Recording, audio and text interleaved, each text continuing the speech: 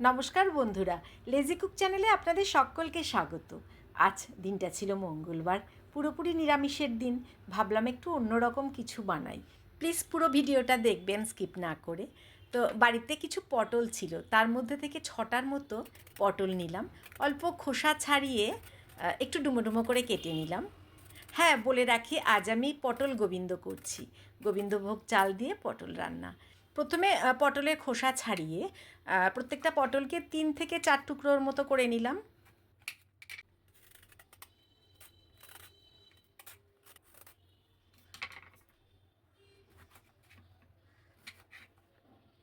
নিয়েছি দুটো মাঝারি সাইজের আলু, সেগুলোকেও কেটে নিয়েছি। একটা টমেটো, সেই টমেটোকেও কুচি করে নিয়েছি। আর নিয়েছি 5 থেকে 6টার মতো কাঁচা লঙ্কা, আর প্রায় হাফ ইঞ্চির মতো আদার টুকরো। তো একটা মিক্সিং বোলের মধ্যে আদা, কাঁচা লঙ্কা আর 2 চামচের মতো একটু কোরানো নারকেল একটু জল দিয়ে আমি পেস্ট করে নিলাম। একদম মিহি পেস্ট করে রাখলাম। আর নিয়েছি এখানে হাফ কাপের মতো গোবিন্দভোগ চাল। প্রথমে কড়াইতে প্রায় 2 চামচের মতো রিফাইন্ড অয়েল দিয়ে আলুগুলোকে অল্প একটু হলুদ দিয়ে লাল লাল করে ভেজে নেব।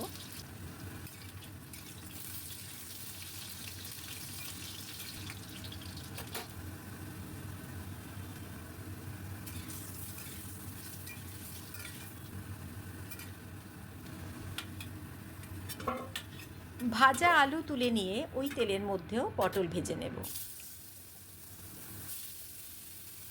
একটু নুন আর হলুদ দিয়ে পটলগুলোকে একটু লাল লাল করে ভেজে পটলগুলোকে তুলে নেব। শনি আর মঙ্গলবার এই দুদিন আমার বাড়িতে নিরামিষ খাওয়া হয়। তো আজকে সেই জন্যই ভাবলাম একটু শেয়ার করি। এই পটল গোবিন্দ আমি প্রায় করে থাকি, বাড়ির সবার বেশ পছন্দের। তাই ভাবলাম আজ এই রান্নাটা আবার করি, একটু শেয়ার করি আপনাদের সঙ্গে। এখানে আমি দুজনের খাবার জন্য করেছি, আপনারা আপনাদের মতো করে একটু পরিমাণ বাড়িয়ে নেবেন। খুব সুস্বাদু হয়। গরমের দিনে আমার তো মনে হয় পটল গোবিন্দ একটা আদর্শ খাবার। ভাজা পটল তুলে নিলাম। আবারও কড়াইতে 2 চামচের মতো রিফাইন্ড অয়েল দিলাম।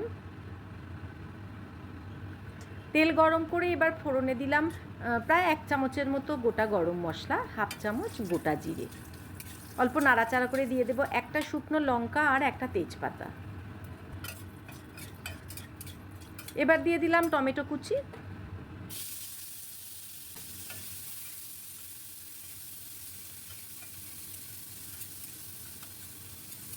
এখানে আমি নিয়েছি 10 থেকে 12টার মতো কিশমিশ, সেটাও দিয়ে দিলাম।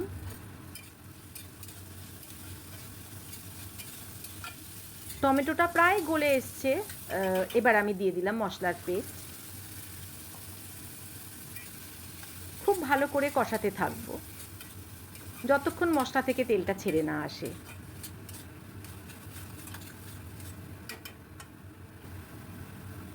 দিয়ে দিলাম স্বাদ মতো নুন, হাফ চামচ করে হলুদ গুঁড়ো, কাশ্মীরি রেড চিলি পাউডার, জিরে গুঁড়ো, ধনে গুঁড়ো। অল্প একটু জল দিয়ে আমি কষাতে থাকলাম, কারণ মশলাটা যাতে কড়ার নিচে লেগে না যায়। অবশ্যই গ্যাসের ফ্লেমটাকে মাঝারি রেখেছি।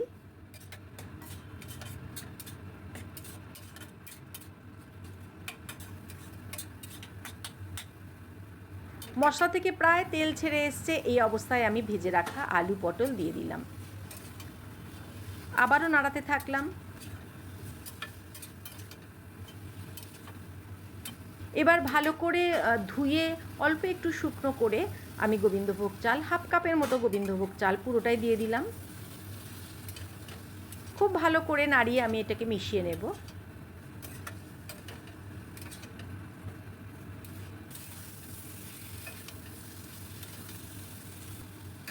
খুব ভালো করে কষিয়ে নিয়েছি। এই অবস্থায় মশলা ধোয়া জল দিলাম কিছুটা, আর অল্প একটু এমনি জল দিলাম, মানে টোটাল আমি 1 কাপের মতো জল এখানে দিয়েছি।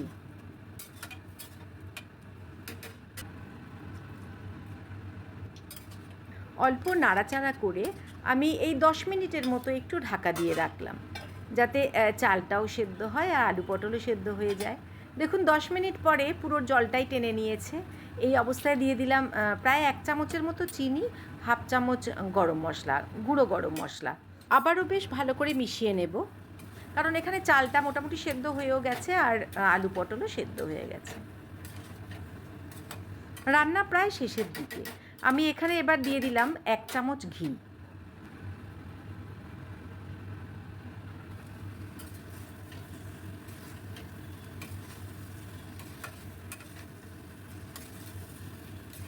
রান্না প্রায় শেষের দিকে।